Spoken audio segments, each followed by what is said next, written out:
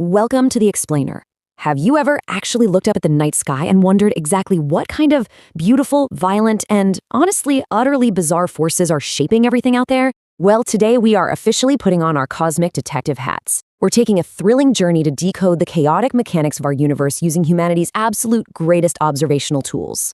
So here is our flight plan for today. We'll be looking at 1. Hunting alien worlds. 2. Our galaxy's violent history. 3.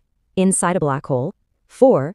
The age of stars. 5. Touching the sun. And finally, 6. Echoes of the Big Bang.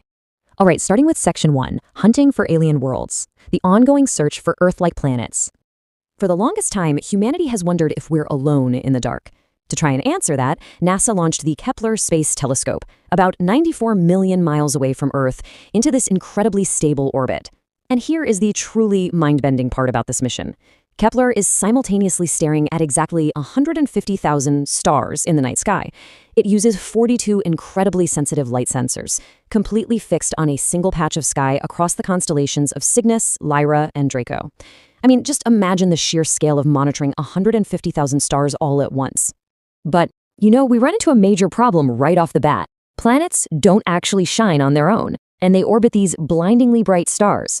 Because of this, astronomers had to get really clever, utilizing what we call the transit method.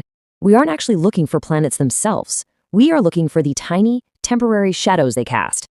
To really wrap your head around this, just imagine a massive lighthouse, right? That's your star. Now, if a tiny moth flies right in front of that beam, the light has technically become just a little bit dimmer. Now, your naked eye wouldn't ever notice a lighthouse dimming when a moth flies by, but Kepler's sensors can measure that exact drop in starlight. The amount of dimming and the time between those events tells us a planet's size and its distance from the star. It is exactly how we found super-Earths like Kepler 36b. Let's move on to Section 2, our galaxy's violent history, specifically the Sagittarius Stream. When we look up, the galaxy seems so peaceful, right? But our cosmic history is actually incredibly turbulent. Take the Sagittarius dwarf galaxy, for example. It foolishly orbited a bit too close, plunged straight through our galactic disk, and was violently ripped apart into giant comet-like tails wrapping around the entire sky. But here is the amazing part about all that destruction. It wasn't just some cosmic accident.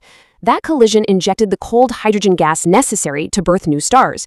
In fact, the very atoms making up your body right now might exist purely because our solar system was born in the aftermath of one of these epic collisions. To solve mysteries like this, we rely on a trio of ingenious cosmic detective tools, each targeting a specific, invisible clue. While Kepler watches for the dimming of starlight, the Gaia telescope tracks the chaotic speeds and directions of stars left over from past collisions. Meanwhile, our radio telescopes are listening closely for the invisible radiation of cold hydrogen gas, which is literally the lifeblood of the Milky Way. Now for Section 3, Inside a Black Hole. This is where our greatest theories clash. Right at the very heart of our galaxy sits Sagittarius A star, an absolute monster weighing 4 million times the mass of our sun. Now, a black hole is the exact place where our two primal scientific theories violently collide and get into a mathematical fight we still cannot resolve. See, we have a fantastic understanding of gravity on a large scale, and we understand quantum mechanics on an ultra-small scale. But inside a black hole, the mathematics simply break down and completely refuse to cooperate. If you wandered too close to this gravitational monster, you would endure a seriously grisly demise that scientists playfully and horrifyingly call spaghettification. Because the gravity is just so incredibly intense, the pull on the part of an object closest to the black hole is drastically stronger than on the part furthest away. So first, your feet are pulled stronger than your head, and eventually you are quite literally stretched out into a single atom-thick cosmic noodle. Boulders become rocks, rocks become sand, and then even the atoms themselves are pulled apart. Think of it like a massive waterfall, but in the actual fabric of the universe. If you swim too close to the edge, the current becomes completely impossible to fight. Further upstream, the water is placid. You can slide your spaceship around just fine. But right outside a black hole, the actual fabric of space itself is stretching inward. And once you casually drift across that event horizon, you are totally, completely cut off from the rest of the universe forever.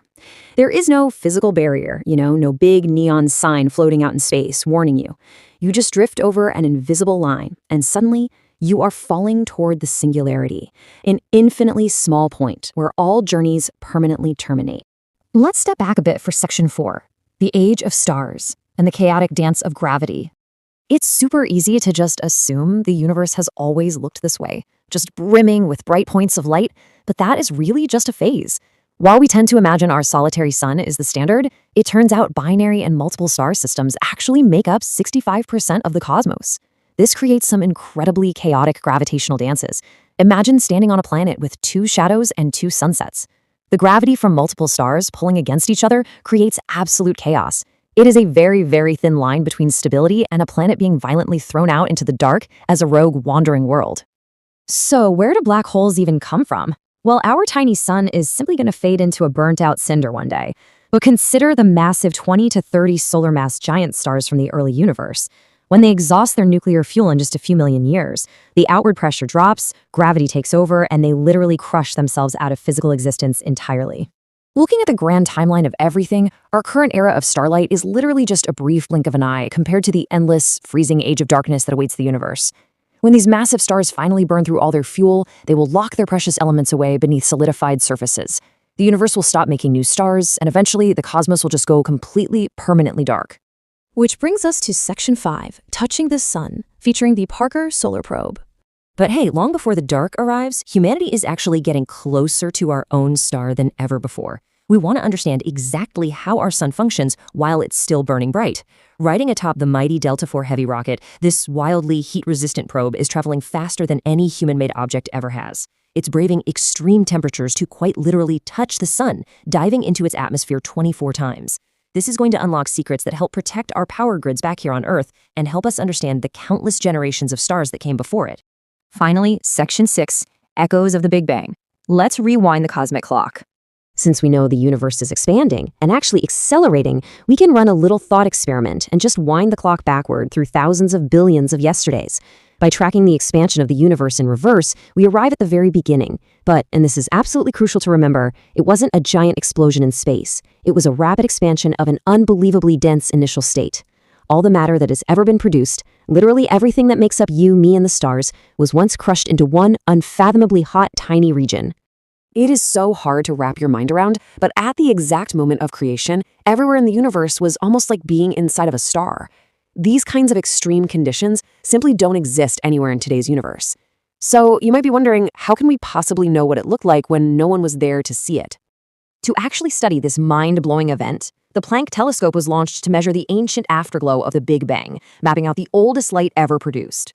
We aren't looking for starlight here, folks. We are searching for the very first light that broke through the darkness. By measuring this cosmic afterglow with unprecedented precision, we can literally see the physical fingerprints of creation. Having traced our universe from its fiery, unbelievably dense birth all the way to its eventual cold, dark end, we're really just left to wonder what other breathtaking mysteries are waiting for us out there in the dark. We've mapped stellar collisions, we are literally touching the sun, and we've peered at the terrifying edges of black holes. Yet our cosmic detective story is truly just beginning. Think about that the next time you look up at the night sky. Until next time, keep exploring.